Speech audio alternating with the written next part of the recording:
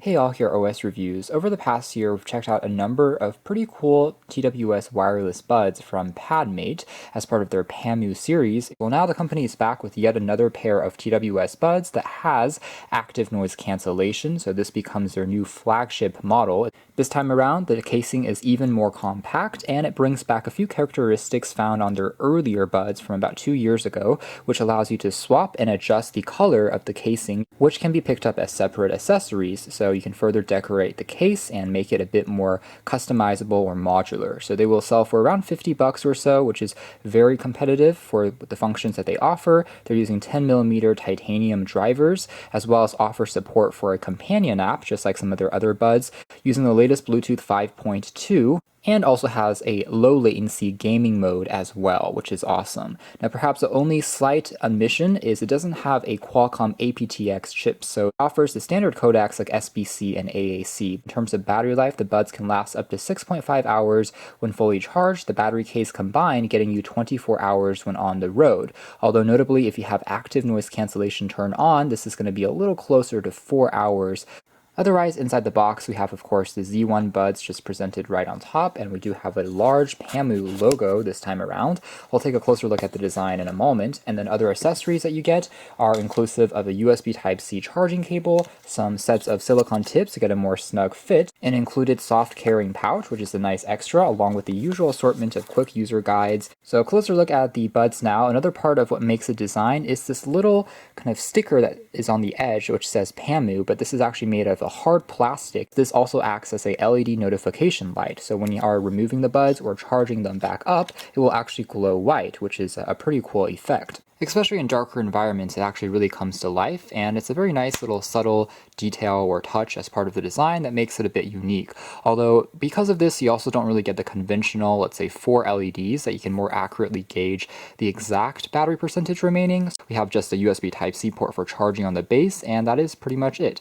Overall, it's relatively compact and lightweight. The size, again, has been reduced compared to the earlier Pamu Quiet series. The stem is nowhere as long as the actual AirPods. It's almost like an egg-like shape, a little bit reminiscent of something like Google's Pixel Buds or even something from Bose, but overall it's quite sleek and has a large area that is touch sensitive for controlling different things like play pause, skip tracks, volume, and also going between the different ANC effects. And then the back of the buds are a bit more conventional in terms of their shape. They're quite ergonomic and comfortable. Just pop them in, give them a slight twist, and they stay in place quite well, even if you're jogging or moving around. We can see multiple microphones picking up some of the ambient sound and then canceling that out. Here they are next to the previous generation Pamu Quiet series. You can see they had a kind of more traditional, longer and thinner stem, so it remains comfortable overall. Now before we talk about the performance and the sound quality, let's take a closer look at the companion app, which as aforementioned is called Pamu. Able to see the battery percentage remaining on the left and right sides, as well as go through the different ANC modes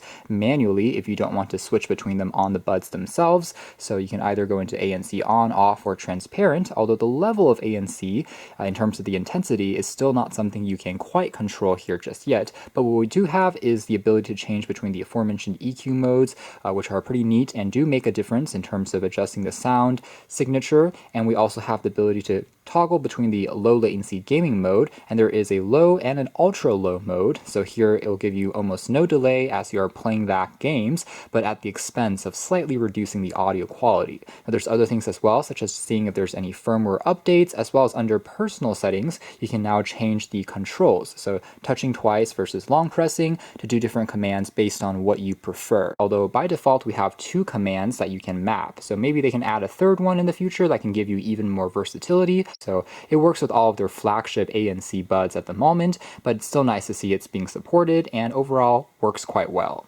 Now moving into the audio quality and performance section next, overall the Z1s I would say sound really good, especially for their around $50 asking price. So there's plenty of bass here, so if you're listening to EDM music or rock music, whenever a drum beat hits, you get a nice thump, which is satisfying, but at the same time, there are plenty of details in the mids for instrumentals and also for trebles when listening to vocals. Everything sounds surprisingly nuanced and well balanced, nothing sounds tinny or recessed, and overall it's just a very satisfying overall sound quality that is easy to get sucked into for continuous music listening. Now, when it comes to things like the noise cancellation, I would say it also does alright. Again, it's using hybrid ANC to get up to 40 decibels of reduction, primarily in low frequency sounds. So here, if you are listening to, let's say, an engine, or if there's some background hum from a fan, it will definitely get reduced. But the level of reduction is still comparable to the quiets that we saw from before and other relatively low-cost ANC buds, which is to say it's effective and definitely makes a difference when it has been turned on versus off, but it might not be quite to the same extent as some of the best Sonys and Boses. Still, I was really impressed for the price point of how well they worked, and as you flicked it on when you're in the car or just traveling, they definitely make a big difference. You don't have to turn the volume up quite as high. The advertised low latency mode was also quite effective, so I was able to turn it on and watch some movies as well as play back some games like PUBG, and I didn't really find it to be an issue when it comes to enjoying the music that's synced pretty well with footage and video that's happening on screen. So that's more or less it as far as our quick hands-on review of the Pamu Z1s. Again, TWS wireless buds have reached this point of maturity, in my opinion, in the sense that even budget options are just getting better and better. This is another proof of that. And for the price range, what I really like about this more than anything is the solid design coupled with the excellent sound, which is consistent with other Pamu buds that we've tried in the past. So I'm really glad to see that. Of course, if you're being super nitpicky and you want something absolutely audiophile grade, maybe having something with built-in codec support for aptX or LDAC can support more lossless audio transmission, and that can further improve the detail and resolution of the sound. But by default, the parts that they've chosen here for the price range, including the 10mm drivers, are already tuned to sound excellent, I think. You can check out more details if you're looking for a solid pair of buds that is affordable but still doesn't really compromise on offering a few interesting unique touches. That has been a closer look at the Pamu Z1s.